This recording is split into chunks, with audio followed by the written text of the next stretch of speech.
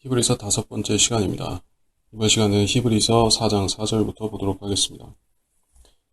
히브리서 4장 4절 어느 곳에선가 일곱째 날에 관하여 이렇게 말씀하시기를 하나님께서 일곱째 날에 그의 모든 일에서 쉬셨느니라고 하셨으며 여기에서 다시 그들이 나의 안식에 들어오려면이라고 하셨느니라. 그러므로 누군가 거기에 들어가야만 하는 일이 남아있으나 먼저 복음을 들은 자들은 믿음 없음으로 인하여 들어가지 못한 것이라. 또다시 오랜 세월 후에 어떤 날을 정하시어 다윗 안에서 오늘이라 말씀하셨으니 오늘 너희가 그의 음성을 듣거든 너희 마음을 완악하게 하지 말라고 함과 같으니라. 자, 일곱째 날의 안식. 여기서 이 일곱째 날의 안식은 창조의 안식. 4장 3절 4절에 이 말씀하신 안식은 하나님 자신의 창조의 안식을 말하는 것입니다. 그래서 창조의 안식은 일곱째 날에 하나님께서 쉬신 것을 단순히 말하는가? 아니면은 그것이 그림자가 되어서 하나님께서 인류 역사에서 1000년을 따로 구별하셔서 안식의 기간으로 정하셨다는 그 예언과 교리를 말하는 것인가? 당연히 이것은 예언적인 의미가 있죠. 그들이 나의 안식에 들어오려면이라고 했기 때문에 이것은 창세기에서 끝난 그 안식일이 아닌 것입니다. 그때는 안식하셨다고 했지 안식일이라고 하지도 않았던 것입니다. 안식일에 대한 규례는 계명은 훨씬 나중에 모세 때 제정하고 주셨던 것이고 창세기 1장에서는 안식하신 것입니다. 그리고 하나님께서는 완전히 쉬셨는데 하나님께서 쉬신 그 안식에 인간들이 동참하도록 되어 있다 말씀하고 있습니다. 그들이 나의 안식에 들어오려면 안식에 들어가기 위한 조건이 우리한테는 이것은 구원입니다. 구원받은 사람은 영적으로 말해서 하나님의 나라에 들어가서 이 안식을 누리게 된 것입니다. 지금은 하나님의 안식을 누리는 사람들이 그래서 거듭난 그리스도인들이고 살아계신 하나님과 영적인 교제를 갖는 하나님 나라에 들어가 있는 그 그리스도인들이 안식을 누리고 있습니다. 그런데 아직 안식을 누리지 못하는 자들이 바로 유대인들입니다. 그들은 원래 천국에 초대받은 백성들이고 이 땅에서 하나님께서 그들과 함께 안식을 누리기로 정해놓으셨는데 그 안식을 아직 누리지 못했습니다. 그래서 다윗 안에서 말씀하신 오늘이다.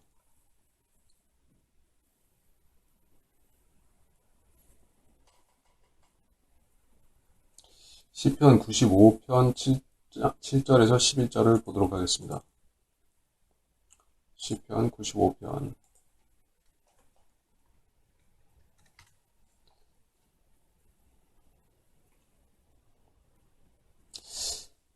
자, 다윗 안에서 말씀하신 오늘 경노의 때와 같이 이는 그가 우리의 하나님이시며 우리는 그의 초장의 백성이요 그의 손의 양임이라. 오늘 너희가 그의 음성을 듣거든 경노의 때와 같이 또 광야에서 시험의 날과 같이 너희 마음을 완악하게 하지 말라. 95장 7절에서 말씀하신 오늘 today 킹제임스 성경에서는 to 띄우고 day 해놨죠. 오늘입니다. 그래서 다윗 안에서 오늘이라고 말씀하셨지만 그것은 다윗이 예언하고 있던 그때 당시의 오늘은 아니었습니다. 다윗은 예수 그리스도의 예표가 되는 왕이죠. 그리고 그 다윗은 초림 예수 그리스도를 강하게 예표하고 있고 그리고 천년 왕국에서의 예수 그리스도는 솔로몬이 다윗의 이 위를 이어받은 그 솔로몬이 강력하게 예표를 하고 있습니다. 그러다 보니까 다윗은 초림과 재림 예수 그리스도를 사실은 같이 중복해서 나타냅니다. 그래서 오늘이라고 할 때는 당연히 그 재림을 말하는 것입니다. 오늘 음성을 듣거든 재림 직전에 있을 어떤 날을 말씀하는 것입니다. 이스라엘이 회개하는 날, 민족적으로 하나님을 다시 새 마음이 되어서 마음의 할례를 받고 예수 그리스도를 메시아인 줄 알아보고 섬기게 되는 그 오늘을 말하는 것입니다. 그래서 그 오늘은 아직 임하지 않은 날이다. 임하지 않았지만 그것은 환난 중간이 아니고 환난 끝에 임할 어떤 날입니다. 그의 음성을 들을 날이 옵니다.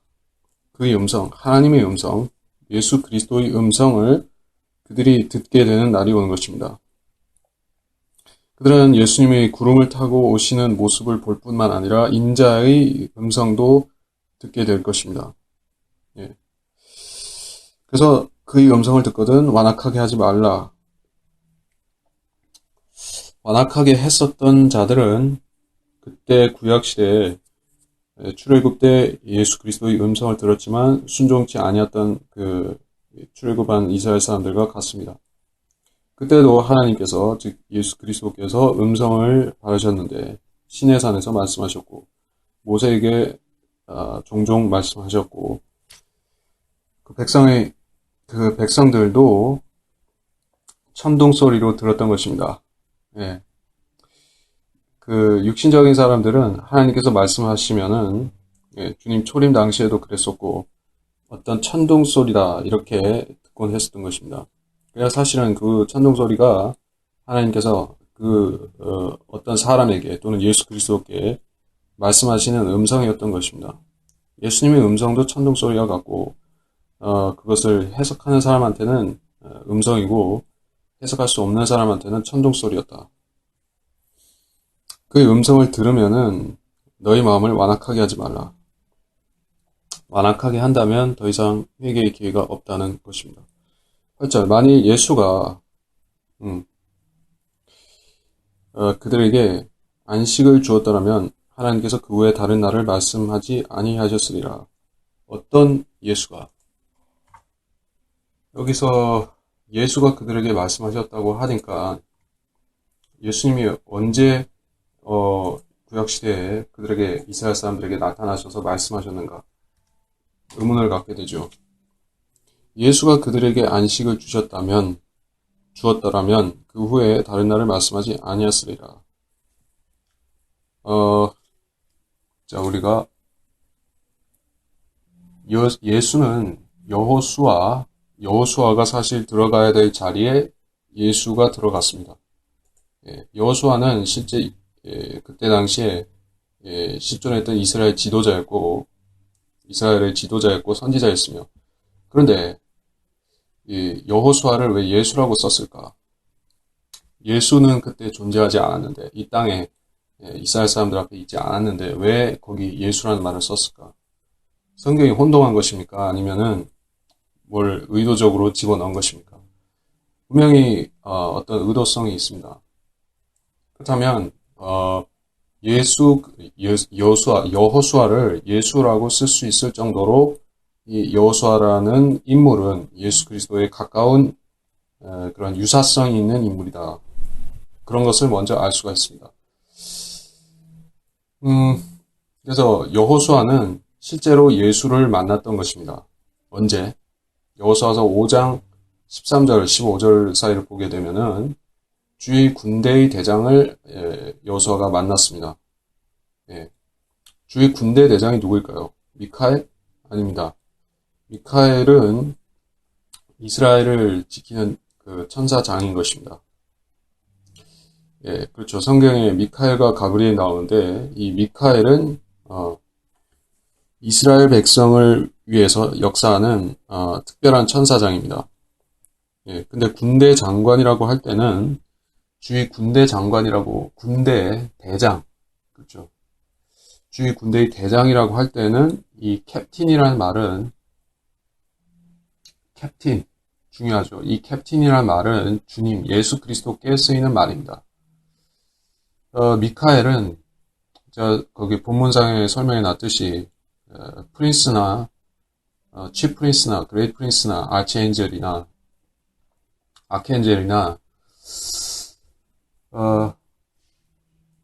이런 식으로 그 공중 권세라고 할 때도 프린스를 씁니다. 통치자라고 할 때. 그래서 그 천사장도 일종의 통치자입니다. 예, 백성들을 다스리는 것이에요. 땅에 있는 이스라엘 백성들을 도와주기도 하고 다스리는 입장도 됩니다. 예, 프린스고, 이 악한 공중 권세자도 프린스인 것이요. 예, 마귀들을 통해서 이 세상을 지배하고 세상 권세자도 지배하는 것입니다. 근데 예수 그리스도는 특별히 군대 대장인 것이에요. 이분이 단순히 어떤 군대 장관급 정도가 아니라 대장이기 때문에 다른 말로 하자면 총참모장 정도 되는 그 하늘에 군대가 있는데 천사들이 있고 나중에는 성도들도 군대가 됩니다.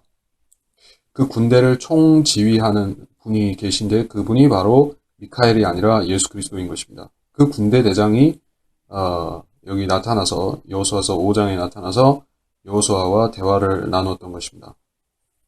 왜 그때 나타났을까요? 쓸데없이 심심하니까 산보겸해서 나오신 것입니까? 아니죠. 이때 상황이 즉 그 출애굽한 이스라엘 백성이 이제 광야 생활을 마무리 짓고 카나안 땅으로 진군해서 들어가는 이 시점이었습니다. 이제 왕국이 임하기 직전의 상황이었다는 것이죠. 상황이 그러했습니다. 이제 조금 있으면 여호수아가 카나안 많은 왕들을 무찌르고 강력한 왕들을 무찌르고 이제 백성을 그 적과 꿀이 흐르는 그 땅에 안착시키는 일이 이제 곧 있게 됩니다. 이것을 예표적으로 적용하자면은 즉 재림 직전의 상황과 같습니다. 그때 여호수아가 예수를 만난 것입니다. 예, 그러니까 성육신 하시기 전에 예수를 거기서 뵌 것이에요. 중요한 의미가 있겠죠. 중요한 의미가 있습니다.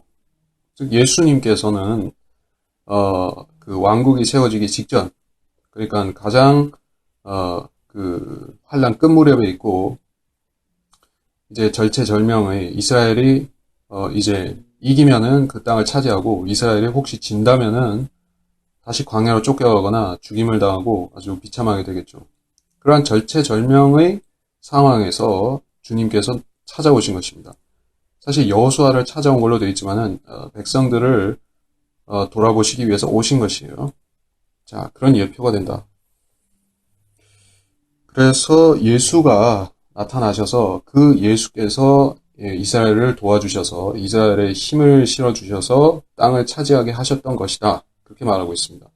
여호수아가 실제적으로 이스라엘 군대 대장 노릇을 하기는 했지만 실질적으로 여호수아한테 힘을 주시고 여호수아를 이끈 분은 예수였다는 것입니다. 예. 그래서 예수가 그들에게 안식을 주었느냐? 실제로 정복했고 땅을 차지하기는 했죠. 완전하게 하지는 못했지만은 거의 주시기로 한 땅의 상당 부분을 먹었습니다. 그리고 정착해서 살게 된 것이에요. 그러면 안식이 이루어졌던 것인가? 우리가 보게 되면은 그 안식은 이루어지지 않았습니다. 왜냐하면 배교 때문에 이스라엘 백성이 신실하지 않고 곧 배교했기 때문에 잠깐 누리던 안식은 다시 깨어진 것입니다. 그래서 하나님께서 다른 날을 말씀하셨다는 것입니다. 9절에 그러므로 하나님이 백성에게 한 안식이 남아있도다. 그의 안식에 들어간 사람은 하나님께서 자기 일에서 쉬신 것 같이 그도 자기 일에서 쉬었느니라. 자기 일에서 쉬었느니라. 하나님의 백성에게 한 안식이 남아있도다. 자, 참조 구절을 한번 보겠습니다. 데살로니가 후서 1장 7절. 데살로니가 후서 1장 7절.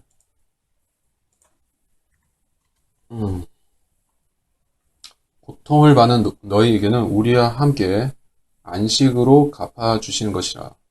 예, 주 예수 그리스도께서 그의 능력의 천사들과 함께 하늘로부터 나타나실 때. 자, 고통을 받는 너희들에게는, 자, 그리스도인들에게 말했지만은 환난 성도들한테도 같이 적용이 됩니다. 그래서 우리와 환난 성도들은 안식으로 갚아주신다. 이것은 천년왕국의 안식을 말하는 것입니다. 그래서 그 출애굽과 광야 생활과 그리고 이 가나안 입성 때에 이스라엘 백성이 누리지 못했던 그 안식을 예수께서 드디어 주실 것인데 그것은 재림 때를 말합니다. 한 안식이 남아있도다. 예, 여러 안식이 남아있는 것이 아닙니다. 천년왕국에 대한 확실한 약속인 것이에요. 그 이전에 오지도 않고 그 후에 오는 것도 아닙니다. 그 시기는 정확히 하나님께서 정해놓으신 바 있는 것입니다. 예, 천년왕국의 안식으로 지정해 놓으신 것이에요. 그때야 안식이 이루어질 것이고 그 전에는 절대 되지 않습니다. 예, 지금은 불가능합니다.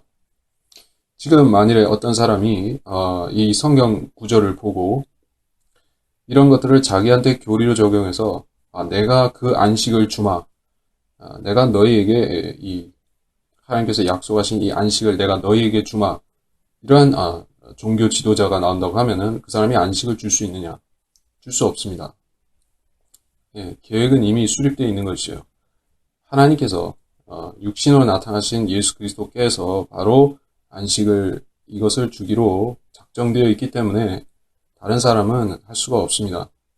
그래서 제 아무리 잘난 사람이 그리고 종교적으로 그러니까 종교적으로 전 세계에 막강한 영향력을 미치는 사람이라 할지라도 이를테면 교황이나 달라이 라마나 이런 사람들이 내가 안식을 주겠노라 한다 할지라도 줄 수가 없습니다. 하나님께서 그들에게 안 주시는 것입니다. 예수 그리스도께만 이 영광이 돌아가게 되어 있는 것이요. 이 땅에 참된 안식을 주시는 분, 1000년 동안이나 이 땅에 안식을 가져오실 분은 예수 그리스도로 지정되어 있습니다. 누구도 그 영광을 대신 자기 것으로 삼을 수가 없습니다. 그의 안식에 들어간 사람은 하나님께서 자기 일에서 쉬신 것 같이 그도 자기 일에서 쉬었느니라. 들어간 사람을 말하고 있습니다. 자기 일에서 쉬었느니라. 이 안식을 이미 누린 사람들이 있습니다. 예, 그 백성 전체가 누리지는 못했습니다. 그러니까 일부는 누렸던 것이에요. 분명히 우리가 알지만은 칼렙 같은 사람은 그렇죠. 그 정탐꾼 가운데 여호수아와 칼렙은 신실한 사람들이었습니다. 여호수아도 그 크나안 땅에 들어갔고 칼렙도 들어가서 많은 유업들을 차지했던 것입니다. 그들을 보게 되면 안식을 이미 누린 사람들의 전형을 볼 수가 있습니다. 안식을 전혀 그때 누리지 못했던 것은 아닙니다. 예, 맛은 볼 수가 있었던 것이에요. 마치 우리가 그리스도인들이 지금 거듭나서 영적으로 하나님 나라 안에 들어가 있죠. 그래서 우리는 천년왕국의 안식이 아직 오기 전인데도 그때 임할 안식을 이 영적인 하나님의 나라에서 맛을 보고 있는 것입니다. 예, 맛을 보고 있다고 말할 수가 있습니다. 온전하게 누린다기보다는 일종의 맛을 보는 것입니다. 그래서 우리는 그 의와 화평의 나라를 자동적으로 소망하게 되는 것입니다. 왜냐하면 우리는 영적으로 그거를 맛을 보았기 때문에 이해할 수가 있는 것이에요. 이런 평안을 누리게 될 것이다. 우리가 지금 영과 진리로 하나님을 찾고 경배하는데 지금 우리가 거기서 얻는 평안, 기쁨 이런 것이 있단 말씀입니다. 그리스도인들이 참된 그리스도인들이 얻는 화평이 있습니다. 하나님과의 관계에서 얻는 화평, 경배를 드림을 통해서 얻는 기쁨과 화평이 있습니다. 자, 그것을 천년왕국 때에는 지금 우리가 영적으로 누리는 것이 수만 배 이상 피부에 와닿도록 그렇게 누릴 수가 있는데 어쨌든 우리는 이미 일부를 체험하고 있는 것입니다. 마찬가지로 구약시대에도 하나안에 들어가서도 안식을 누리지 못한 사람들이 있는 반면 들어갔음에도 불구하고 심지어 안식을 못 누린 사람들이 있습니다. 예, 배교한 사람들, 율법을 지키지 않고 하나님으로부터 떠난 사람들은 안식을 누리지 못했던 것이죠. 아무리 그 땅에 들어가 살았다 한들 안식이 없었습니다. 그런 사람들을 어디서 찾을 수가 있습니까? 단지파가 대표적이겠죠. 그 단지파의 배교를 보게 되면은 그 사람들은 계속해서 정처 없이 유랑하고 떠돌다가 결국에 이교도화 된 것입니다. 그래서 바알과 아세라를 섬기게 됐던 것이에요. 그러면 아무리 이스라엘 좋은 땅에 들어가서 산다 할지라도 하나님의 신정국가로 주신 그 복된 땅에 들어가서 살지만 안식이 없는 것입니다. 마귀를 섬기기 때문에 그렇게 된 것이에요. 지금도 마찬가지로 교회 안에 사람들이 들어와서 그러면 내가 여기서 기쁨을 얻을 수 있으리라, 하나님과 화평하리라 생각한다면 오산인 것입니다. 단순히 물리적으로 교회에 속했다고 해서 그 사람이 안식을 누리는 것이 아닙니다. 즉 하나님을 아는 것이 아니에요. 거듭나지 못했으면, 구약시대식으로 말하자면 그 사람이 율법을 신실하게 따르지 않으면, 하나님을 중심으로 따르지 않으면 그 사람한테는 안식이 없다는 것입니다. 지금도 거듭나지 못한 사람은 안식이 없고, 또 거듭났음에도 하나님과 화해하지 못하는 사람들, 성령의 법에 순종하기를 원치 않는 사람들은 이 안식을 거의 누릴 수가 없는 것입니다. 거듭났기 때문에 최소한의 안식은 있죠. 지옥에 가지 않는다. 그 정도의 안식만 누리는 것입니다. 그래서 누리는 정도의 차이가 엄연히 있다. 똑같이 하나님의 나라에 들어온 그리스도인들이라 할지라도 그 정도의 차이가 엄청나게 있다는 것입니다. 그래서 그도 자기 일에서 쉬느니라. 자기 일에서 쉰다고 했습니다. 그러면 자기 일을 하는 대신에 무슨 다른 일을 한다는 것입니다. 쉰다고 하는 것이 그저 놀고 먹는다라는 뜻으로 받아들이면은 이 안식의 의미와 다른 것이 됩니다. 안식과 다른 것은 게으름이 되겠죠. 1000년 동안 아무 일도 안 하고 그냥 먹고 자고만 한다고 생각해 보십시오. 그게 안식일 리가 없습니다. 안식이라는 것은 자기 일, 스스로 자기 보존을 위한 활동. 이를테면 아담한테 주신 그 고된 일들이 있죠. 네가 땀을 흘리고 땅을 갈아서 먹고 살아야 된다 하는 계명을 주셨습니다. 자기 일에 먼저 분주하지 않으면은, 생계가 해결되지 않으면은 하나님도 섬기기가 힘든 것입니다. 그리고 인간은 그런 고된 죄로 인해 그런 어려운 처지에 있습니다. 근데 하나님께서 그거를 이제 그런 부담을 제해 주신다는 것입니다. 천년왕국 때 되면 물론 땅을 갈아서 농사를 짓기는 하지만 지금에 비하면은 거저 먹는 셈이 되는 것입니다. 지금은 병충해도 있지, 또 각종 농약 때문에 이 해충들이 점점 더 독한 것들이 나오고, 또 이 기후와 이 날씨와 이런 것들이 땅 토질도 저주를 받아서 점점 더 안 좋게 되는 것이지만, 천년왕국 때 되면은 다 복된 땅이고 복된 날씨고 그렇죠. 그래서 어려움이 없는 것입니다. 자기 일에 분주할 필요가 없이 하나님만 잘 섬기면은 먹고 살 수가 있습니다.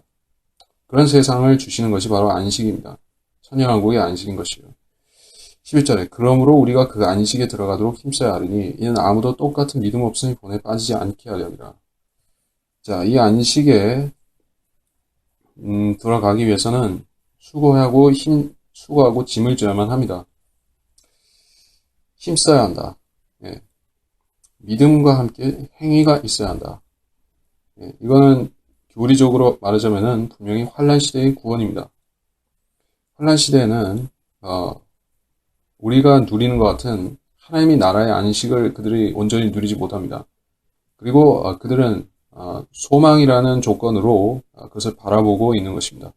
천년왕국이 오기까지 계속 쳐다보고 있어야 되는 것이요.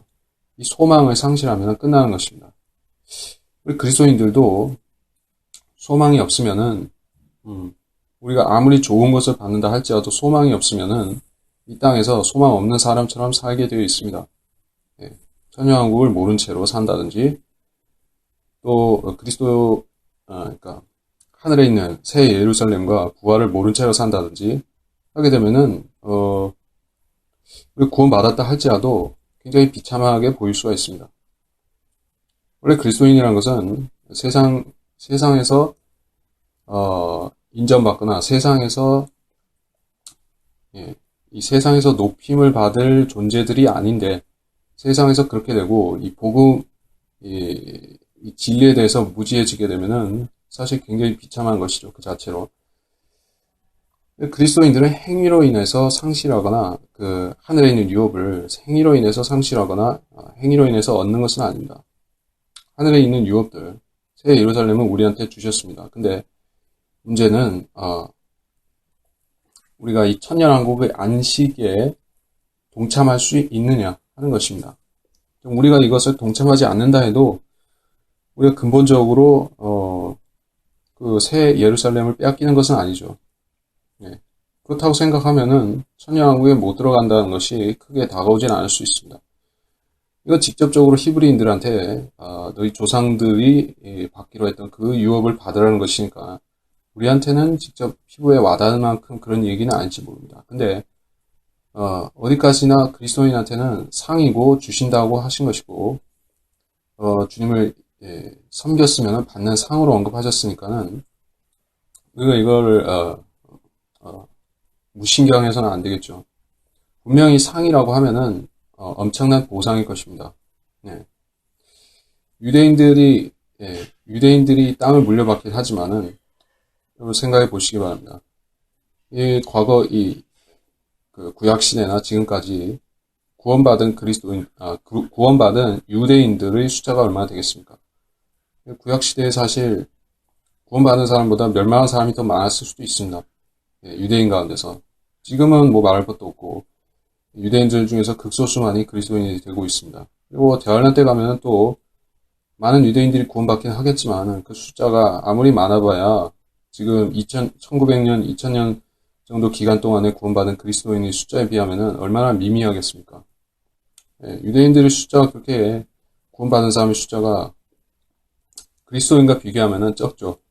우리 그리스도인한테 주실 유업이 더 큰 것이에요, 사실은. 유대인들이 이 팔레스타인 땅과 물론 그때는 더 큰 땅이지만은 그 땅을 받고 통치한다고 해도 우리 그리스도인들한테 주실 몫이 하나님께는 훨씬 많이 남아 있을 것입니다. 그래서 이거를 상실하는 것은 우리로서는 굉장한 상실이죠. 자기 개인적으로 내가 그 상을 받지 못하게 되었다고 하는 것은 그게 적은 의미가 아닌 것입니다. 12절부터 하나님의 말씀은 살아있고 능력이 있어 양날이나 어떤 칼보다도 예리하여 혼과 영 그리고 관절과 골수를 찔러 가르고 마음의 생각들과 의도들을 판별하느니라. 그 어떤 피조물도 그분 앞에 나타나지 않는 것이 하나도 없나니 오직 만물이 우리가 회개해야 하는 그분 앞에 벌거벗은 채로 명백히 드러나게 되느니라. 4장 12절은 성경 전체적으로 매우 중요한 구절에 해당합니다. 하나님의 말씀의 성격에 대해서 증언하고 있는 구절이기 때문에 그래서 우리가 다루고 있는 우리가 믿고 있는 또 수시로 읽기도 하고 묵상하기도 하는 공부하기도 하며 설교로 듣기도 하는 이 말씀은 그런 말씀이라는 것입니다. 이 말씀은 살아 있습니다. 그래서 문학에 종사하는 작가들이 말하는 것과 틀립니다. 문학을 하는 사람들은 언어의 그 기교를 활용하죠. 자기가 창조하는 것도 있지만은 이미 기존에 있는 것들을 활용합니다. 그리고 그 언어의 기교를 통해서 그 언어의 자체적으로 생명력을 그 작가의 힘으로 불어넣는 것입니다. 영감으로 불어넣는다. 그렇게 볼 수가 있죠. 그래서 세익스피어라는 대작가, 대문호가 등장하고 나서 영어가 문학적으로 굉장한 성숙과 발전을 했었던 것입니다. 그 전에는 그렇게 문학적으로 깊은 언어는 아니었는데 그 유명한 작가가 한번 나와서 유명한 작품들을 쓰니까 이 영어가 확 떠버린 것이죠. 그런 식으로 언어는 그렇지만 이게 하나님의 말씀은 그 이상인 것입니다. 하나님의 말씀은 어떤 언어에 매이지 않는 것이요, 사실은. 그래서 사실 언어라는 것은 하나의 수단인 것입니다. 하나님께서 히브리어로 사람들에게 말씀하셨건, 헬라어로 말씀하셨건, 라틴어로 하시건, 독일어나 영어나 한국말로 하시건 간에 사실은 똑같은 하나님의 말씀인 것입니다. 하나님의 말씀의 일체성이라는 것, 하나라는 것을 우리가 생각지 않으면은 약간 생각의 함정에 빠질 수가 있는 것이에요. 우리가 왜 지난 시대의 사람들이, 그러니까, 그 미국과 서양권에서의 바이블 빌리버들이, 락하만 목사님을 비롯해서, 말씀을 수호하는 사람들이, 딘 버간 같은 그런 학자들이 왜 영어 킹제임스 성경을 고수하자고 하느냐 하면은, 하나님께서 이 말씀을 독특하게 사용하셨기 때문에 그런 것입니다. 이 말씀에 기름 부으시고 이 말씀을 독특하게 사용하셔서 이것으로 이 교회사에 엄청난 일들을 이루셨기 때문에 그 하나님의 역사를 두려워하고 존중하는 그 두려움입니다. 하나님을 두려워하는 것이죠. 예. 그래서 인간의 업적으로 치부한다. 인간이 만든 작품일 뿐이다. 하는 것이 기본적으로 회의론자들이 가진 생각입니다. 그러나 성경이 하나님께서 불어넣으신 독자적인 생명력을 가졌다는 것을 믿지 않는 것이에요. 마치 셰익스피어라든지 다른 작가들이 작가적 상상력을 가지고 이렇게 언어를 요리하는 것과 비슷하게 생각하는 것입니다. 그러면은 이 성경이라는 것도 결국에 하나의 시대의 산물로서 끝나버리는 게 되겠죠. 그러지는 않습니다. 하나님께서 어떤 성경을 주셨으면은 그 성경이 완전히 폐하거나 끝나버리는 법은 없습니다. 하다못해 가장 고대에 쓰여진 그 히브리어 성경도 이 히브리어 성경도 지금 완전히 폐해진 것이 아닙니다. 지금도 숫자는 적지만 이것을 연구하고 보고하는 사람들이 보고 연구하고 이걸 가지고 하는 사람들이 있습니다. 네, 히브리어를 쓰는 사람들은 또 봐야겠죠. 히브리어를 쓰는 사람들은 지금도 히브리어를 쓰니까 이 마소라 원문을 볼 수밖에 없죠. 없어진 게 아닙니다. 하나님께서 만드신 것은 중간에 날아가 버리지 않습니다. 자, 헬라어도 마찬가지로 그렇습니다. 필요한 사람들은 있어요. 그리고 영어도 마찬가지로 지금 비록 영어라는 말 자체가 많이 바뀌기는 했지만 그 시대하고 지금하고 많이 바뀌긴 했지만은 그래도 지금 이 언어가 통용이 되는 정도 수준이니까는 계속 쓰게 하시는 것이에요. 아주 말이 안 통한다. 아주 전혀 안 통하게 된다. 마치 신라 시대 우리나라 말과 지금 우리나라 말 정도로 차이가 나버렸다고 하면은 이 성경 대신에 이 영어 킹제임스 대신에 다른 걸 주셨겠죠. 그 정도 차이가 안 나니까 이 성경 계속 쓰게 하신 것입니다. 좀 차이 나긴 하지만 자, 한국말은 더더욱이 그렇죠. 한국말이 그 20세기 들어서 좀 변천을 겪었습니다. 예. 좋게 말하자면은 개혁 성경이 나올 때의 그 고전적인 말하고 지금하고 좀 차이가 나죠. 그래서 왜 한국 사람들한테는 이 킹제임스 성경, 바른 성경을 왜 이렇게 20세기 그 중반도 아니고 중후반도 아니고 거의 말 정도 돼서 90년대 초나 새 성경 기준으로 하면 80년대 후반이나 또 신구약 합본으로 하면 90년대 초반인데 왜 그때 가서야 주셨을까? 하나님은 참 한국 민족을 소홀하게 여기셨나 보다라고 오인할 수도 있습니다. 하지만은 한국말 체계가 딱 이 정도 잡힌 다음에 주셨다 그렇게 받아들이면 감사한 일이죠. 만일에 10년대나 20년대나 이때 한글 킹제임스라는 것이 나왔다고 하면은 그때 나온 성경은 지금 많이 개정을 해야지 우리가 볼 수 있을 것입니다. 그때 말하고 지금 말하고 의외로 좀 차이가 납니다. 고어체가 지금 말하고 그래서 지금쯤 되면은 이게 딱 나올 때가 돼서 나온 것이에요. 하나님 그렇게 섭리하셔서 주신 것입니다. 그러니까 이런 역사를 우리가 은혜로 받아들여야지 왜 그때 안 주셨는가 한국 사람들 참 미워하셨나 보다 이런 게 아닙니다. 한국 사람들 신경 쓰신 것이에요. 여러분들한테 배려하신 것입니다. 우리 조상들은 좀 손해를 봤지만은 20세기 초에 우리 조상들 그때 교회 다녔던 예수 믿었던 사람들은 좀 손해 본 것이지만은 우리한테는 덕이 된 것입니다. 자, 그렇게 받아들이면 됩니다. 그래서 하나님의 말씀은 살아 있습니다. 어제나 오늘이나 살아 있고 사람들은 단지 이 살아있는 말씀을 사람들 앞에 제시할 수만이 있습니다. 이 말씀을 가지고 장난칠 수가 없고 제시만 할 수 있습니다. 그리고 이 말씀에 또한 능력이 있어서 이 말씀을 여러분이 사용함에 따라서 그 능력은 능력 자체로서 발휘가 됩니다. 여러분이 여러 가지 할 필요가 없습니다. 복음 전하기 위해서 말씀을 제시하면 됩니다. 성경에 이렇게 되어 있다라고 제시만 하면 됩니다.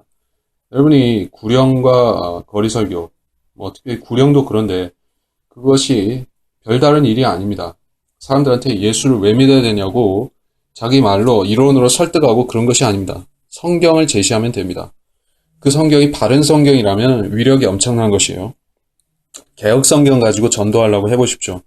얼마나 땀을 빼야 되는지 모릅니다. 틀린 구절들이 많으니까 이거를 자기 주석을 덧붙여가지고 막 해야 되는 것이에요. 얼마나 이 엉터리들이 많이 있습니까? 특히 그 믿음으로 구원받을 수 있는 것을 행위로 바꿔놓은 구절들이 얼마나 많이 있습니까? 그런 거 가지고 만일에 복음 전하려고 해보십시오.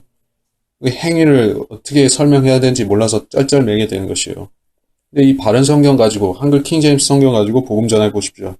얼마나 쉽고 간명하게 잘 전할 수가 있습니까? 이 거리 설교는 더더욱이 그런 것이죠. 사람들한테 이 개혁 성경 가지고 거리 설교 한다고 생각해 보십시오. 교리가 틀려집니다. 이단 교리가 나와버립니다. 거짓 교리가 속출하게 돼 있어요. 그걸 가지고 설교를 하게 되면 누룩이 확산되는 것입니다. 거짓 교리가 확산되어 버리는 것이요. 진리는 조금 전해지고 거짓 교리가 더 확산되어 버리는 것입니다. 그래서 구원받은 사람이 왜 이 성경으로 하나님 사역을 해야 되는지 여러분이 아실 것이에요. 또한 양날인 어떤 칼보다도 예리하여 혼과 영, 관절과 골수를 찔러 가른다. 마음의 생각들과 의도들을 판별한다. 라고 말씀했습니다. 일단 찔러 가른다는 것. 칼이라는 요소는 성령께서 죄인의 몸 안에 들어오셔서 하시는 일과 유사한 것이에요. 그래서 성령께서는 말씀과 함께 말씀을 통해서 이 거듭남의 사역을 하시는 것이 분명합니다. 영적 할례의 사역을 이 말씀을 동원해서 하시는 것이 분명합니다. 그래서 이 말씀이 성령께서 우리 안에 들어오신 것은 이 말씀이 우리 안에 들어와서 작용하는 것입니다. 말씀 자체가 그런 능력을 가졌습니다. 그래서 여러분이 한 구절만 정확히 제시할 수 있어도 그 구절이 그 사람 마음 안에 들어가서 이런 식으로 칼이 되어서 역사하는 것입니다. 근데 보통 칼이 아니라 어떤 칼보다도 예리한 정도의 그런 칼입니다. 그래서 이 칼은 수술용으로 사용한다고 하면은 아주 정교하고 예리하게 갈라야 되는 수술, 그걸 할 수가 있습니다. 그래서 칼이 뭉툭하면은, 칼이 대충 날이 뭉툭하다고 하면은 수술을 할 수가 없고 사람 죽이는 칼이 되죠. 식칼 가지고 아니면은 날을 갈지도 않은 날 빠진 식칼 가지고 사람 수술하려고 하면 사람 죽이는 것이죠. 근데 이 칼은 수술용으로 쓸 수 있을 정도의 강도와 또 정교함이 있는 메스인 것이에요. 그러니까 영적으로 말해서 이 칼이 있어야 성령께서 영적 할례를 주실 수가 있는 것입니다. 그래서 눈에 보이지 않는 칼입니다. 마치 눈에 보이지 않는 레이저로 된 메스와 같은 것입니다. 사람들은 이 칼의 존재를 인식하지 못하고 성경을 함부로 다루려고 하는 사람들이 또 있는 것입니다. 성경을 변개시키는 사람들은 한마디로 이 칼날을 손으로 잡고 마구 만지고 있는 미친 사람들과 같은 것이에요. 이 정교하고 날카로운, 면도날보다 날카로운 메스를 그 메스 날을 함부로 손으로 만지면 어떻게 되겠습니까? 만신창이가 되겠죠. 피범벅이 될 것입니다. 근데 영적으로 그렇게 되니까 사람들이 그 심각성을 생각 안 하는 것입니다. 성경을 가지고 함부로 장난해도 되는 줄로 그렇게 생각하는데 그 사람들을 영적으로 보게 되면은 영적으로 만신창이가 되어서 말이 아닌 것입니다. 그걸 어떻게 되냐 하면은 양심이 화인 맞게 되는 것이에요. 그 손이 만신창이가 되었다가 또 그 만지는 자들, 그 혀에다가 담고 이상한 말을 하는 자들은 혀도 만신창이가 되고, 그래가지고 그 자극을 받아도 느끼지를 못하니까 결국에 그 사람들은 엉망진창이 되어서 자기가 무슨 말을 하는지 그것도 모르게 되는 것입니다.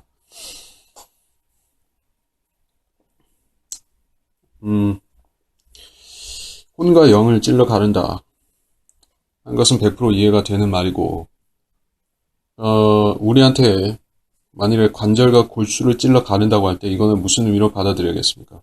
마치 외과 수술용 메스라는 의미로 다가오는데, 우리 혼이 어디 있습니까? 혼은 몸과 붙어 있죠. 그래서 혼이 어디에 있느냐, 혼이 어디에 속해 있느냐, 어떤 식으로 우리 안에 들어가 있느냐 하는 것을 우리가 영적으로 그게 붙어 있다라는 것은 알지만은 구체적으로 어떻게 되어 있는지는 우리가 정확히 모릅니다. 혼이라는 것 사람의 몸과 똑같다라는 것은 압니다. 그래서 이 혼을 몸에서 분리시키려면 분명히 영적 수술이 있어야 되는 것이에요. 그래서 관절과 골수라는 것을 그렇게 적용한다면은 성령께서 영적 수술을 우리 안에서 행하신다. 그렇게 해석할 수가 있습니다. 자, 근데 그것은 여기선 부차적입니다. 우리한테 해당되는 것은 일단 혼과 영이었던 것이요. 거듭나지 않은 사람은 혼과 영의 구별도 사실 혼미한 부분이 있습니다. 거듭난 다음에는 다소 분명해지는데 거듭나기 전에 사람들은 영혼이라고 생각하거나 영이라고 생각하거나 자기 안에 있는 존재가 뭔지를 모르는 것이요. 근데 이 영적 할례를 받은 다음에는 혼이고 영이 있고 이런 것을 아는 것인데, 자, 그런 의미에서의 혼과 영 맞습니다. 그리고 관절과 골수, 영적 수술을 받는 것 같습니다.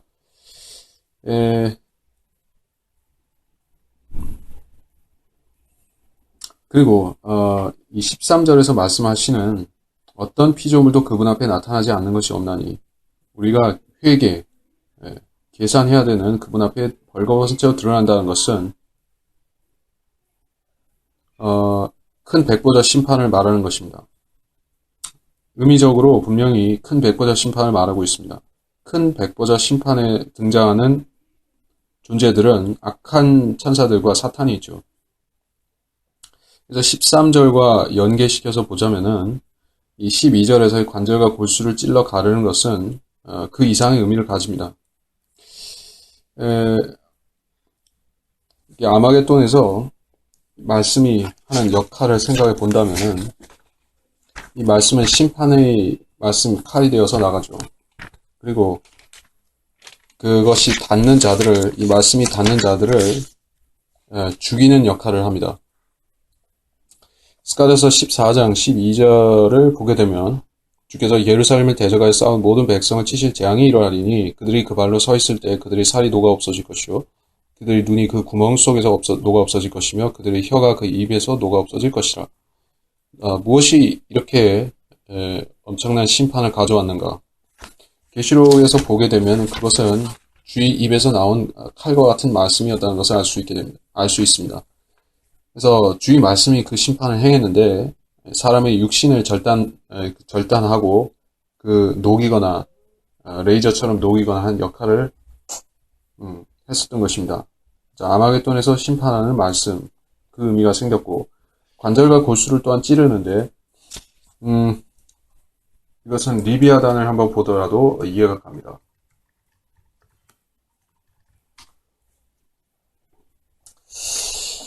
자, 시편 74장 14절을 보게 되면 주께서는 리비아단의 머리들을 산산조각 내셔서 그를 광야에 거하는 백성들에게 식물로 주셨나이다.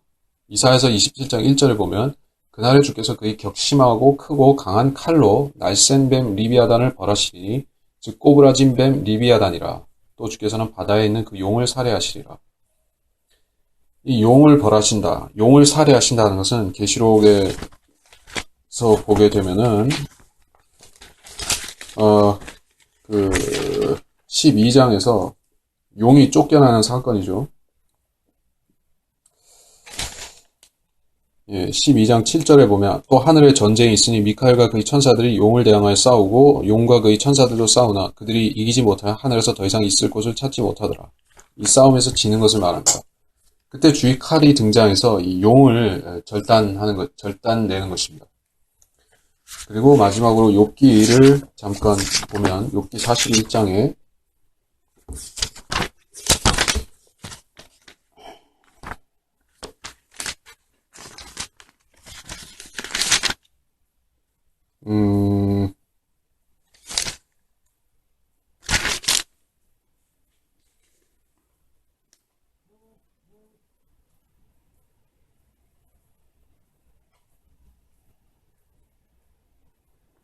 여기 있는 것이 아니라 그래서 칼을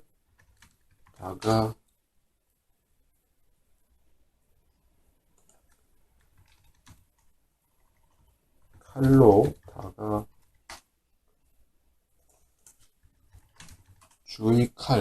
주의 칼로 검색하면은 나올 것 같은데.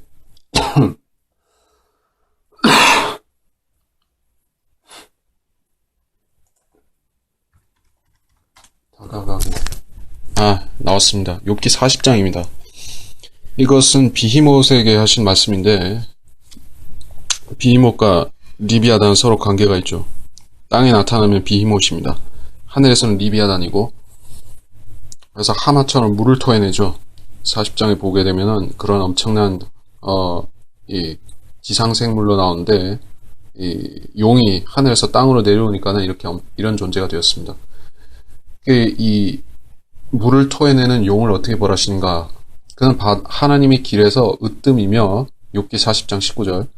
그는 하나님의 길에서 으뜸이며 그를 만드니가 자신이 칼로 하여금 그에게 다가가게 할 수 있느니라. 여기서도 그의 칼, 그를 만든 이의 칼, 즉 말씀이 나왔습니다. 그래서 용을 처벌하시는 것이 말씀이다. 그런 것을 확실히 알 수가 있었습니다. 자, 그럼 히브리서 다시 돌아가서 관절과 골수에 대한 말씀은 확실히 용의 머리가 잘린다거나 이런 사건과 관련이 있다는 걸 알 수가 있습니다. 그래서 말씀은 단순히 우리의 영적 할례의 수술을 이루시는 것뿐만이 아니라 그것이 전쟁 무기로서 사용된다면은 용을 벌하시는 무기가 되는 것입니다. 그리고 악한 자들을 벌하는 무기이기도 합니다. 13절 그 어떤 피조물도 나타나지 않은 것이 없다. 자, 이것이 교리적으로 가리키는 위치는 분명히 백보자 심판인 것입니다. 만물이 그분 앞에 벌거벗고 나타난다고 되어 있습니다. 심지어 우주조차도 이 가림막이 없어지고 우주를 덮고 있는 것이 하나님의 오신 그 암흑이죠. 이 암흑이라는 것이 사라지면은 공간이라는 것이 하나 남고 거기에 사람들이 있습니다. 그리고 그 공간에 떠 있는 사람들이 주님 앞에서 심판을 받고 있습니다. 그들 자체도 벌거벗고 있습니다. 예, 수치스럽게 심판받는 자들을 말하는 것이에요. 그리스도인들이나 모든 구원받은 사람들은 옷을 입고 있습니다. 이 사람들은 벌거벗은 채로 심판을 받는다.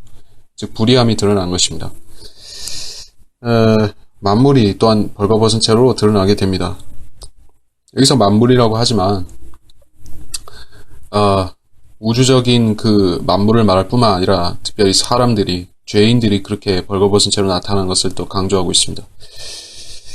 우리에게는 위대한 대제사장 곧 하늘들로 올라가신 하나님의 아들 예수께서 계심으로 우리는 우리 고백을 굳게 붙들어야 하리라. 우리에게는 위대한 대제사장, 교리적으로 그리스도인한테 대제사장이 되지만 환난 성도들한테도 또한 대제사장입니다. 그 주님의 대제사장 사역은 매우 중요합니다. 하늘에서 주님께서 이스라엘을 위해서 중보하시지 않는다면은, 중보를 그치신다면은 대환란 때 이스라엘이 멸절될 수 있습니다. 그러나 주님께서 중보하시기 때문에 하나님께서 자비를 남겨놓고 유예를 하셔서 살려주시는 것입니다. 주님께서 이스라엘을 위해 중보하시는 것이 그렇게 중요합니다. 중보하시다가 그러다가 대제사장에서 이 장군, 대장으로, 캡틴으로, 즉 왕으로 신분이 바뀌면서 좀 이따 내려오시는데, 그러니까 그게 끝까지 견디는 자들, 그 시점이 중요한 이유가 있겠죠. 주님께서 끝까지 그렇게 대제사장으로서 신실하게 하시다가 왕으로 바뀌시면은 그때는 아마도 이렇게 생각하는 것이요. 영원한 복음이 언제 전파될까? 영원한 복음. 그 소위 계시록에 나오는 영원한 복음, 에버레스팅 가스펠이라는 영원한 복음이 언제 전파되는 것입니까? 다른 천사가 요한계시록 14장 6절에 보게 되면은 또 내가 보니 다른 천사가 하늘 한가운데로 날아가는데 그가 땅에 사는 자들과 모든 민족과 족속과 언어 백성들에게 전할 영원한 복음을 가지고, 자, 이 영원한 복음이 전파되는 것은 확실히 환란 성도의 휴거가 있은 다음에 전파되고 있습니다. 우리가 즉 그 환란 후반부에 주님께서 휴거를 시키신다고 하는 그 사건이 있고 나서 아마도 있게 되는 것 같습니다. 그때 땅에 사는 자들에게 이 복음이 전파되는데, 이때는 더 이상 중보자가 없습니다. 중보자가 없어요. 환란 성도들은 그래도 그 전까지는 중보자 예수 그리스도께 기도하는 것인데, 이때는 중보자가 없으니까 어떻게 구원을 받아야 됩니까? 하나님을 두려워하고 영광을 돌려야 되고 그분께 경배드려야 되고 이런 조건이 있습니다. 이건 전반적으로 중보사역은 없습니다. 이제 예수님께서 왕으로 오시기 때문에 중보사역 대신에 그 예수 그리스도를 두려워하고 섬겨야 된다는 단순한 메시지로 되어 있습니다. 그러다 보니까 환란 성도들한테도 위대한 대제사장 그분이 있어서 그 사람들이 구원을 받을 것입니다. 그 예수 그리스도께서는 우리를 위해서도 또 환란 성도를 위해서도 하늘들로 올라가셨고 아직 거기에 계십니다. 만약 주님께서 아직 하늘들에 계시지 않았다고 하면은, 주님께서 이 땅으로 다시 오셨다고 하면은 지금 우리가 구원을 못 받고 있겠죠. 이런 식으로 구원을 못 받았겠죠. 그래서 주님께서 지금까지 하늘에 계신 것은 아직까지 구원받을 사람들을 위해서는 참 다행한 일이고, 그리고 다시 오시는 것은 이스라엘을 위해서는 다행인 것입니다. 우리는 우리의 고백을 하나님의 아들 예수께서 계심으로 우리는 우리의 고백을 굳게 붙들어야 하리라. 우리의 고백, 어떤 고백? 그러니까 예수 그리스도께서 메시아라는 사실, 예수 그리스도께서 여호수아 대신인 예수라는 사실, 여기에 앞서 말씀하신 여러 가지들 있죠. 광야에서 말씀하셨던 그분이라는 사실, 이스라엘 백성의 불순종들을 참아주셨던 그 하나님이었다는 사실, 여러 가지 사실들을 증언하고 있는데, 이제 이 사람들이 그래서 종합적으로 이런 것들을 깨달았습니다. 그리고 이 사람들이 하는 고백은 예수 그리스도는 우리의 왕이고 선지자이고 제사장이신 메시아입니다라는 완전한 고백을 하고 있습니다. 자, 그리스도인들이 하는 고백과 본질적인 차이는 없습니다. 우리도 왕으로서 선지자, 제사장으로서 예수님을 고백합니다. 그분이 그리스도라는 고백을 하는 것이요. 유대인들도 이제 그 고백을 했습니다. 그래서 이 사람들은 고백을 했으면은 이제 그걸 또 붙들어야 됩니다. 그리스도인들도 신실하게 믿음을 붙든다라는 표현을 쓰죠. 우리의 믿음의 고백을 끝까지 신실하게 붙든다. 이거는 실천적으로 그렇게 합니다. 우리가 만일에 고백을 붙들지 않으면은 자기 뜻대로 산다고 하면은 우리 고백의 진실성이 사람들 앞에 훼손될 수 있죠. 하나님께서는 그 고백을 인정하시더라도 사람들 앞에서 흐지부지 하게 되면은 우리 고백의 진실성이 의심받는 것이죠. 간증이 사라지는 것입니다. 간증. 그래서 우리가 예수 그리스도에 대한 고백을 붙들어야 되는 이유는 우리 자신의 양심을 위해서 첫째 그렇고, 둘째는 사람들 앞에 간증을 위해서 그렇습니다. 다른 사람들을 실족시키고 그리스도인들을 망가뜨리고 세상 사람들한테 복음을 훼손시키고 그런 일을 안 하려고 우리가 간증을 붙들어야 되는 것이죠. 고백을 붙들어야 됩니다. 근데 이 사람들은 대제사장이신 예수 그리스도께서 계십니다. 그런데도 스스로 붙들어야만 됩니다. 고백을 붙들어야만 됩니다. 이런 말을 합니다. 고백이 곧 구원은 아니지 않느냐. 어떤 사람이 진실되게 믿었으면 믿은 것이지 고백이 구원은 아니다. 그래서 어떤 사람들을 보면은 고백에 대해서 지나치게 부정적으로 반응하는 사람들이 있는 것이죠. 그런 사람들은 알게 모르게 자기들이 구원받은 것을 어떤 이 복음의 체계에 따라서 순서에 따라서 그 하나님의 명령대로 믿은 것이 아니라 특별한 은혜, 특별한 은사, 특별한 어떤 것을 받아서 계시를 받아서 했다는 식으로 생각하죠. 그래서 자기는 특별하다고 생각하니까 그렇게 평범하게 믿고 평범하게 고백하는 사람들은 시시하다는 식으로 그렇게 말하는 것이 있습니다. 이렇게 시시한 것이 아닙니다. 평범하게 믿는 것이에요. 모든 사람은 구원받을 때 아주 평범해지는 것입니다. 위대한 사람도 구원받을 때는 아주 평범해지는 것이에요. 특별하게 구원받고 특별한 은혜를 받고 그래서 특별하게 예수 그리스도를 깨닫고 이런 것이 없습니다. 구원받을 땐 다 똑같은 것이에요. 오히려 더 비참한 죄인일수록 더 좋은 것입니다.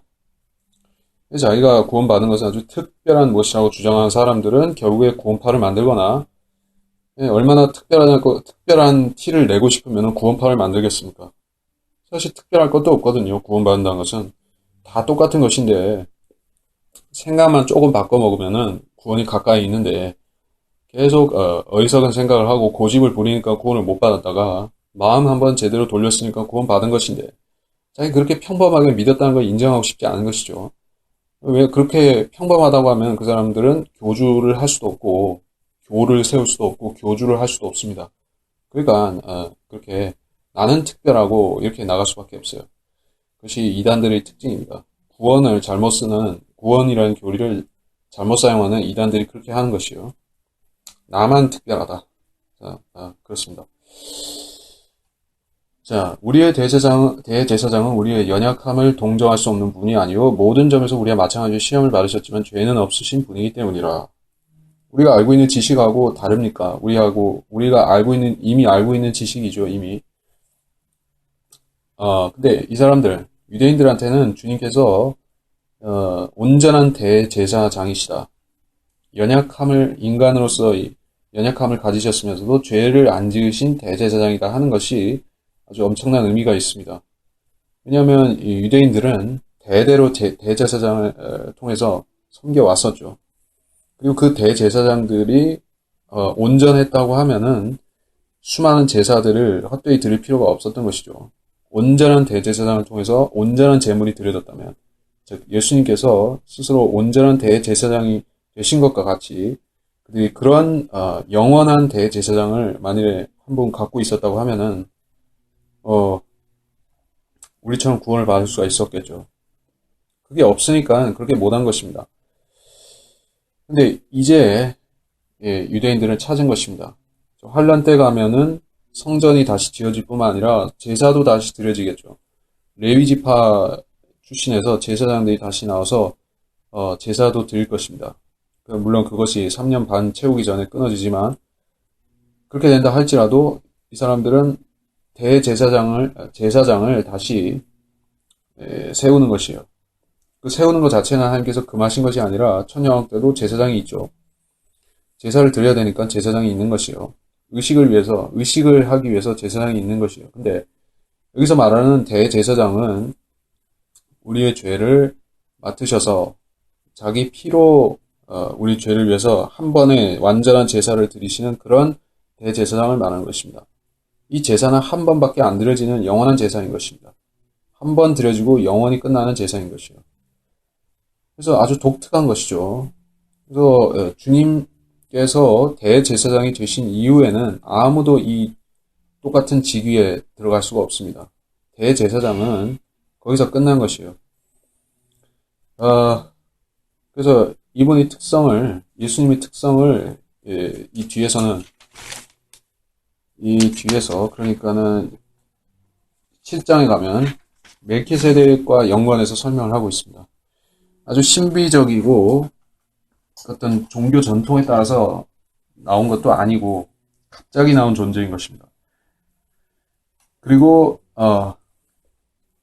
중요한 것은 이 대제사장은 11조를 받는 대제사장이에요. 네. 그래서 그 말만 대제사장이 아니라 실제로 받습니다. 이스라엘 사람들이 자기들이 생각하는 그 11조가 아니라 또 우리가 알고 있는 그것이 아니라 환란 때 유대인들이 10분의 1이 먹힌다고 하는 것입니다. 이방인들한테. 그게 주님께서 허용하신 뜻입니다. 네. 그러면서 또 구원도 하시는 것이요. 그러니까 이 사람들이 주님이 그런 분이라는 것, 하늘의 대제사장이시고 유대인들의 10분의 1을 제물로 받으시는 분이라는 것을 어떻게 이해할 수가 있겠습니까? 그 유대인들이 자기들이 얼마나 옳다고 주장하고 생각하는지 모릅니다, 지금. 예, 저희들이 예수님을 못 받고 그러한 민족적인 연대 책임을 가졌다는 것을 생각을 안 하는 것이에요. 이것은 비단 유대인들, 전통적인 유대교 유대인들만 그렇게 생각하는 것이 아닙니다. 여러분이 보시면은 예수 믿은 유대인들이 많이 있는데 그 사람들 중에서 상당수가 자기 민족적인 죄책감이 없어요. 예, 성경은 분명히 그 민족이 죄를 지었다라고 간주하시는데 이 사람들은 자기들 민족은 그런 죄가 없다고 생각합니다. 그냥 로마 사람들이 예수님을 데려가서 못 박은 거지 자기들은 책임이 없다고 생각하는 것이에요. 예. 왜 그렇게 생각할까요?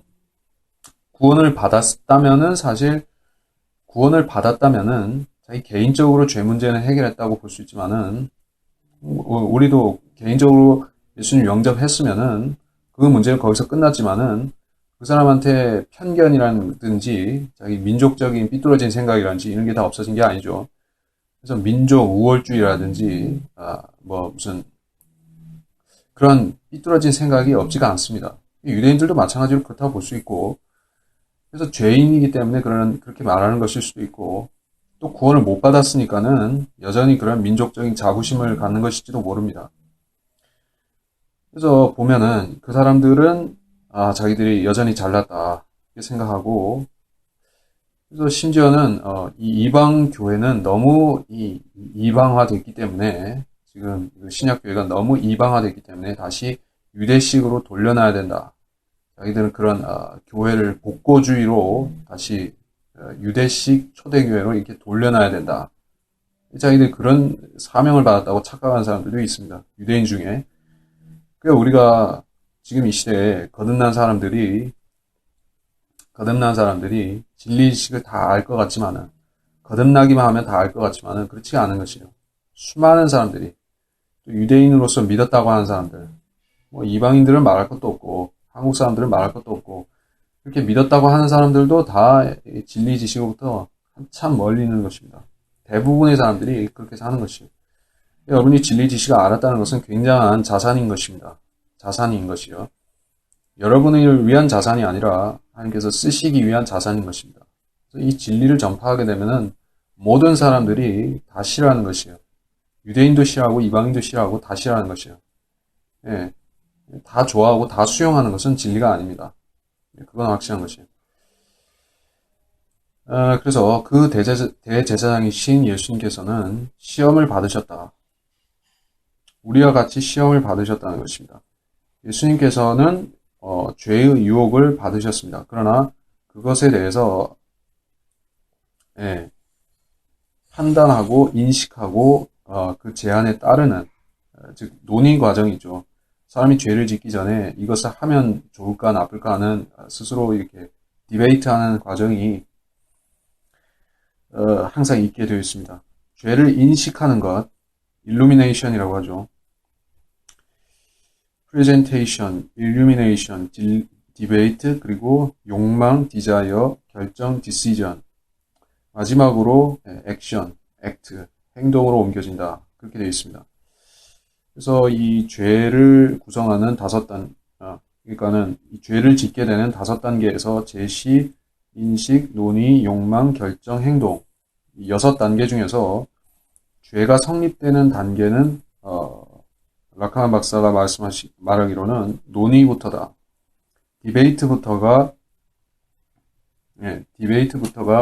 죄라고 본다는 것입니다. 행동하기 이전인 것이요. 죄의 성립에 대한 것은 행동부터가 아니라 논의, 욕망, 결정 단계에서 이미 죄를 지은 것입니다. 근데 주님께서는 죄를 제시받으셨죠. 인식하셨죠. 그러나 논의를 거절했습니다. 사탄이 제의를 했습니다. 이것이 유익하지 않겠느냐 생각해봐라 하는데 주님은 생각하지 않으셨어요. 그리고 그냥 거절하셨습니다. 그래서 사람들이 보통 죄인들이 자기가 죄를 짓는다는 기준을 욕망 정도에서 간주하려고 하거나 죄를 짓기로 결정하고 거의 실행 직전의 단계에 있는 것을 자기가 죄를 지었다고 생각합니다. 그건 조금 잘못 생각한 것이고 사실 죄에 대해서 논의하고 있는 과정, 내적으로 그러니까 약간 희화적으로 우화적으로 말하자면은 뭐 만화 같은 데 보면은 애니메이션 같은 데 보면은 그런 게 나오죠. 어떤 사람이 무슨 결정을 내려야 되는데 한쪽에 와서는 뿔 달린 마귀가 와서 야, 이렇게 해라. 저쪽에 와서는 그 날개 달린 천사가 와서 그렇게 하지 마. 이렇게 양쪽에 와서 말을 하는 것이요. 자, 그게 사람 마음속에서 일어나는 죄에 대한 논의라는 것이요. 그게 죄를 짓고 있는 것입니다. 그러니까 사실 그 전에 차단해야지 죄를 안 짓는 것이요. 그러니까 수많은 사람들이 자기가 죄를 짓는다는 생각을 안 하고 죄를 짓고 있는 것이요. 안 믿는 사람들, 예수 안 믿는 사람들은 당연히 그렇고, 그 사람들은 양심이 썩었기 때문에 행동으로 나와야지 그 단계에서 죄라는 생각을 하는 것입니다. 완전히 잘못 생각하는 것이고, 그리스도인들조차도, 욕망을 품는 것 정도를 막으려고 하지, 그 전에 것까지 철저히 막지를 못합니다. 그래서 우리가 회개를 해야 될 때, 내가 이런 행동을 잘못했습니다. 이런저런 행동을 잘못했습니다. 하는 것은, 어쩌면은 하나님 앞에 위선을 품는 것일 수가 있습니다. 우리 속에 있는 생각을 먼저 고백하면은 그 생각 속에 있는 의도들이 드러나게 돼 있어요. 의도들이 있고, 욕망들이 나오고, 죄를 지을까 말까 했던 그런 망설임이 나오는 것이요. 그러면 우리가 그 뿌리들을 드러내고 그것을 회개해야 되는 것이죠. 이렇게까지 철저히 회개하려고 하는 사람은 사실 거의 없습니다. 우리가 행동으로 짓는, 말로 표출되고 행동으로 짓는 죄를 회개하는 것도 급급하다는 사람들이 있는 것이요. 급급하게 되는 것이요, 대부분은. 그러다 보니까는 우리의 대제사장은 이런 시험을 받으셨다 하는 것을, 예수님은 단지 행동으로 죄만 안 지으신 것일 뿐이지, 우리와 같이 죄를 생각은 하셨던 분이라 이렇게 생각할 수가 있는데 아니라는 것입니다. 그렇게 착각할 수가 있어요. 그런 예수를 제시하면은 그건 가짜 예수가 되는 것입니다. 지저스 크라이스트 슈퍼스타. 그런 뮤지컬이 있고, 뭐 소설도 있고, 뭐 그렇다고 하는데, 저는 그걸, 지저스 크라이스트 슈퍼스타라는 걸 한 번도 보지 않았습니다. 이름부터가 너무 저질이라서, 보지를 않았는데, 거기서는 그런 식입니다, 하여튼. 예수님이 죄를 생각하는 사람으로 그려놓은 것이에요. 죄를 지을까 말까, 지을까 말까. 하다가, 죄를 안 지은 것이에요. 그래가지고 죄 없는 사람이 되었다는 것이에요. 그 뮤지컬을 한 사람들은, 만든 사람들은 죄에 대한 인식도 완전히 왜곡되어 있는 사람들인 것이죠. 무지한 사람들인 것이죠. 죄에 대해서. 그러니까 예수님을 죄인으로 만들고서, 그 슈퍼스타라고 하는 것입니다. 전부 행위구원을 믿는 사람들이고, 행위만 어떻게 안 하면 된다고 생각하는 그 행위구원자들이고, 예수님도 행위구원자로 만든 것입니다. 자, 16절. 그러므로 우리가 은혜의 보좌로 담대히 나아가자. 이는 우리가 자비를 얻고 필요한 때 도우시는 은혜를 발견하기 위함이라. 이 은혜의 보좌로 나아가자. 자비를 얻는다. 또 은혜를 얻는다. 은혜를 발견한다. 근데 자비와 은혜는 비슷한 말 같지만은 좀 다릅니다. 구약시대에 자비석이 있었습니다. 지성소에 자비석이 있었습니다. 지금도 주님께서는 자비석에 계십니다. 하늘에. 그래서 이 자비라는 것은, 자비를 얻는 사람들은 항상 그 수동적으로 얻어야만 되는 것입니다. 은혜를 얻기 위해서는 우리가 적극적으로 나가서 하나님께 대시를 해서 달라고 할 수 있지만은, 자비는 기다려야 되는 것이에요. 이게 부정적입니다. 하나님께서 적절하다고 생각하시면은 자비를 주실 수가 있습니다. 하나님 마음에 달린 것이에요. 안 줄 수도 있는 것입니다. 자비라는 것은. 그래서 자비라는 것은 하나님께서 죄인한테 마땅히 벌을 받아야 되는 죄인의 벌을 면제해 주신다 하는 것이 자비가 되겠습니다. 그리고 은혜라고 하는 것은 당신이 죄인인데 죄인으로서 받을 수 없는 상을 주신다. 받을 수 없는 선물을 주신다고 할 때 그것은 하나님의 은혜가 됩니다. 그래서 여러분이 구원을 믿음으로 말미암아 은혜로 받았다. 즉 선물로 받았다라고 말할 때 그것은 하나님의 은혜인 것입니다. 하나님이 자비가 아니라 하나님의 은혜인 것이요. 하나님의 자비는 여러분이 지옥에 가야 마땅한 죄인인데 지옥에 안 보내시고 지금 이 현 상태로 살아 있는 것이 하나님의 자비인 것이요. 그렇게 보면 하나님의 자비는 모든 사람들이 다 이 땅에 살고 있는 모든 사람들이 하나님의 자비를 경험하면서 살고 있는 것입니다. 농부들은 하나님의 자비를 경험합니다. 고기 잡는 어부들은 하나님의 자비 없이는 고기를 낚을 수가 없습니다. 그렇습니다. 그래서 그렇게 자연인들조차도 하나님의 자비는 해당이 되지만은 그들이 은혜를 어떻게 하면 알 수가 있습니까? 어떻게 하면 하나님의 은혜를 입을 수가 있습니까?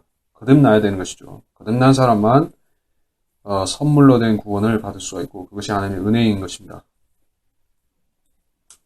그래서 하나님이 자비를 알고 있는 사람은, 자기가 하나님이 큰 자비를 입었다고 아는 사람은 하나님의 은혜로 나오는 것이에요. 저희가 하나님이 자비 아래 있다는 사실도 인정하지 않는 사람, 내가 잘나서 이렇게 내 머리가 시키는 대로 산다고 생각하는 사람은 은혜도 고려하지 않는 것입니다. 그리고 이 은혜의 보좌. 그래서 그리스도인은 결국 하나님이 자비와 은혜를 간구하는데 너무 많은 시간을 써서는 안 됩니다. 무슨 말인가 하면은 하나님께서는 그리스도인한테 이미 하나님이 충만한 은혜를 주신 것입니다. 구원받았을 때. 그래서 우리가 더 달라고 요구 안 해도 사실은 하나님께서 먼저 주시려고 합니다. 우리가 당연히 받을 만한 것을 받기 위해서 너무 애를 쓰고 거기에 진력하는 것이 아닙니다. 그래서 사실 그리스도인이 하나님께서 시키시는 일을 구령이든 거리설교든 무엇이든 시키시는 일을 열심히 하고자 하면 하나님께서는 그 일 자체를 통해서 영광을 받으시고 또 우리가 생각지 않은 은혜와 자비도 같이 덤으로 주시는 것입니다. 자, 그것이 그리스도인이 하나님을 섬기는 방식입니다. 그 이교도들이 이방 신을 섬기는 방식하고는 다릅니다. 그들은 은혜를 그러니까 사실은 이교도들은 은혜라는 것을 잘 모르기도 하고 그 사람들이 자기들 신들한테 요구하는 간구하는 그런 자비가 있죠. 그들이 그 자비를 받기 위해서 구걸하다시피 하는 것이에요.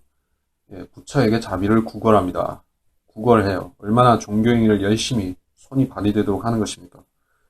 모하메스 이 가짜 신인 그 알라에게 자비를 얻기 위해서 또 행위로 구걸하는 것입니다.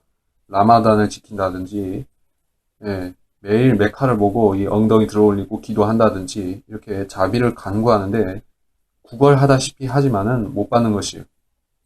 가짜 신이니까 줄 수가 없습니다. 마리아한테 자비를 간구합니다. 그러나 마리아는 신이 아니기 때문에 자비를 줄 수가 없는 것입니다. 우리는 이미 자비를 받은 것을 알고 있고 또 은혜도 넘치게 받는다는 것을 아는 사람들인 것입니다. 그리고 그것은 예수 그리스도로부터 나오는 것이었습니다. 주님께서 대제사장으로 계셔서 우리한테 주시는 합법적으로 주시는 우리가 받을 마땅한 자격을 주님께서 마련해서 우리한테 주시는 은혜인 것입니다. 우리는 그것을 받을 자격이 원래 없었지만 주님께서 우리를 자녀 사모를 통해서 받을 만하게 하신 것입니다. 자, 그래서 필요한 때에 도우시는 은혜라고 했습니다. 우리는 은혜를 구하되 뜻도 모르고 내가 왜 받아야 되는지도 모르고 남들만큼 하려고 의를 받는 것이 아닙니다. 은혜라는 것은 항상 필요할 때가 있습니다. 우리가 이 세상을 살면서 고난에 부딪히지 않는다고 하면 그리스도인으로서 혼돈함이나 고난이나 어려움이 전혀 없다고 하면은 은혜를 간구하지 않고 살 수도 있습니다. 내가 예전에 구원받았던 은혜만 이렇게 되새김질하면서 살아도 될 텐데 그렇게 안 되는 것이에요. 현실 고난이 닥친다고 할 때는 우리는 항상 새로운 은혜를 간구하게 되는 것입니다. 이전에 있었던 것보다 더 큰 은혜가 필요하다고 그렇게 간구하게 되는 것이에요. 자, 그러면 하나님께서는 우리한테 그 은혜를 주시기를 꺼려 하신 것이 아니라 기뻐하면서 주신다는 것입니다. 때에 적절한 은혜를 우리한테 주시려고 하는 것입니다. 그래서 우리는 하나님의 은혜를 구걸하거나 하는 것이 아니다. 하나님께서 주시려고 하고 우리는 또 자녀로서 받을 만하다 하는 사실을 알고 기도를 해도 해야 되겠다 하는 사실입니다. 그래서 이번 시간의 본문은 이렇게 해서 마칠 수 있겠습니다. 이제 1시간을 조금 넘겼으니까는 분량은 적절하게 되는 것 같은데 앞으로도 1시간 30분 넘기지 않도록 그렇게 하겠습니다. 여러분들이 과히 지루하지 않고 또 본문에 집중할 수 있는 선에서 하는 것이 맞습니다. 여기서 마치겠습니다.